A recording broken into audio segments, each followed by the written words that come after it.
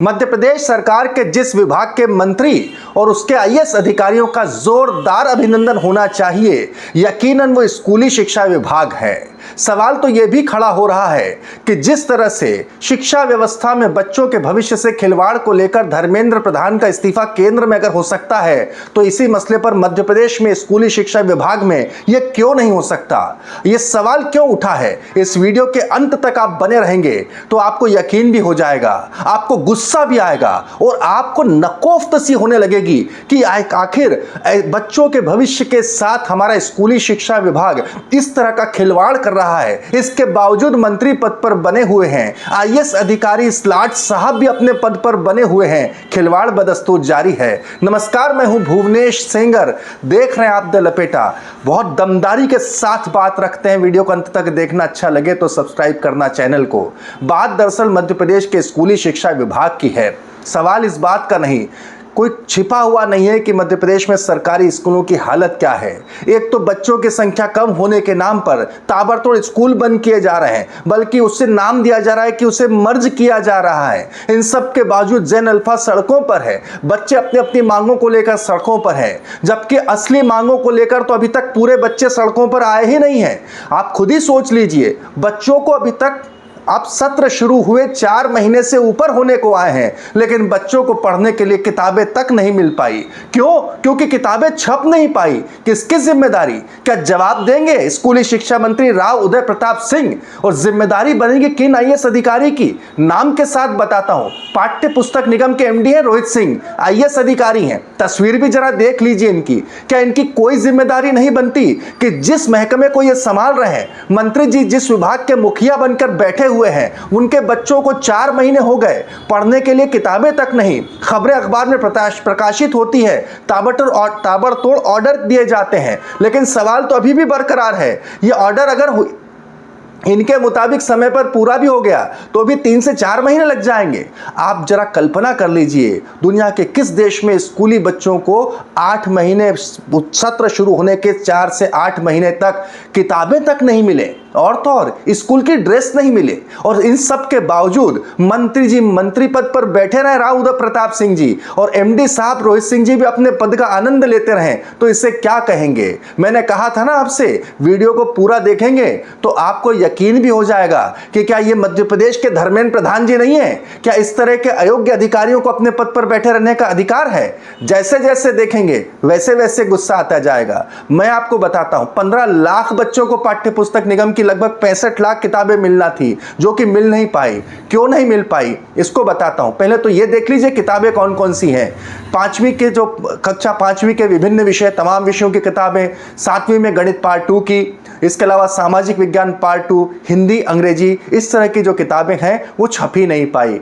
बताया जाता है कि राज्य शिक्षा केंद्र ने मई में ही पुस्तकों की डिमांड भेज दी थी, लेकिन इसके बावजूद टेंडर प्रक्रिया में इस तरह से उलझाया गया, ये यूं कहें कि फाइल पर अधिकारी इस तरह से कुंडली जमा कर बैठे रहे कि किताबें छप ही नहीं पाई, बच्चों को मिल ही नहीं पाई। आज आपसे मुखातिब हूं, तब तक भी ये 15 लाख बच्चों को ये किताबें नहीं मिल पाई हैं। अव्वल ये बात जरूर है कि कुछ दिनों पहले बात जब मीडिया में सार्वजनिक हुई, अखबारों में ये बात छपी, तब जाकर ताबड़तोड़ फाइलें मूव हुई हैं, और इसके बाद बताया जा रहा है कि ताबड़तोड़ ऑर्डर दिए गए हैं। ये ताबड़तोड़ प्रक्रिया के बावजूद भी व्यवहारिक तौर पर 2 से 3 महीने तक हमारे सरकारी स्कूल में 5वीं, 6वीं, 7वीं के बच्चों को अपने कोर्स की किताबें नहीं मिल पाएंगी। आधे से ऊपर सेशन निकल चुका होगा। जरा कल्पना कर लीजिए, ऐसे में हम हमारे इस सरकारी स्कूल के नौनिहालों से, उन बच्चों से क्या अपेक्षा करेंगे कि वो इस कॉम्पिटिटिव युग में, इस प्रतिस्पर्धा के युग में वो इस अच्छे मार्क्स ला पाएंगे, वो कंपटीशन में खरे उतर पाएंगे?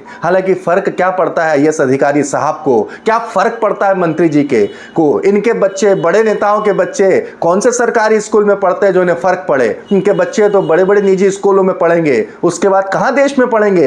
विदेश निकल जाएंगे। फर्क तो पड़ेगा उस गरीब बच्चों को जो सरकारी स्कूल में पढ़ते हैं। और जरा देखिए, कहीं ये लापरवाही किसी और जगह बढ़ती जाती तो क्या हश्र होता, लेकिन पाठ्य पुस्तक निगम के ये MD साहब है रोहित सिंह जी, इन्हीं की जिम्मेदारी होनी चाहिए। लेकिन जनाब पद पर बैठे हुए हैं और इसके बावजूद अब मैं कह रहा हूं आपसे कि क्या ये जिम्मेदारी, इस बात की नैतिक जिम्मेदारी क्या मध्य प्रदेश के शिक्षा मंत्री राव उदय प्रताप सिंह को नहीं लेना चाहिए? कहा तो यह भी जाता है कि साहब के पास दो मंत्रालय हैं, एक मंत्रालय परिवहन मंत्रालय है जिसे हमेशा से तमाम पत्रकार मलाईदार विभाग कहते आए हैं।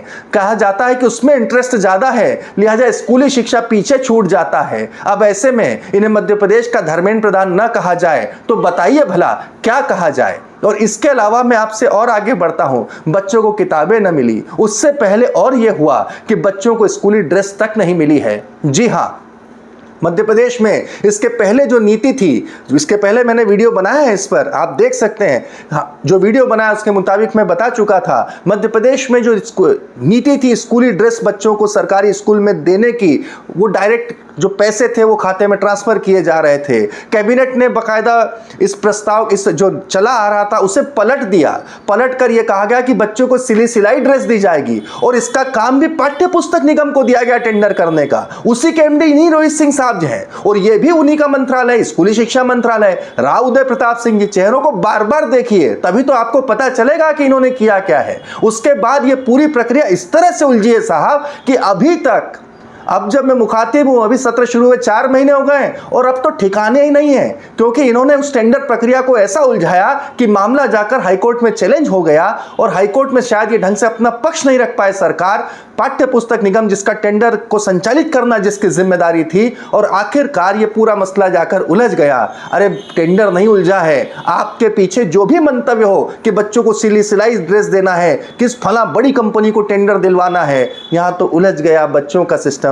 बच्चों को जो स्कूली ड्रेस मिलना थी, सरकारी स्कूल में बच्चों को जो स्कूली ड्रेस मिलना थी, वो ड्रेस नहीं मिल पाई। अब जरा देखिए हमारे सरकारी स्कूल में विडंबना देख लीजिए इस बात की। हमारे सरकारी स्कूल में बच्चे बगैर ड्रेस के, बगैर स्कूली ड्रेस के, माफ कीजिए, बगैर स्कूली ड्रेस के, बगैर स्कूली ड्रेस के, बगैर स्कूली ड्रेस के, बगैर किताबों के स्कूल जा रहे हैं।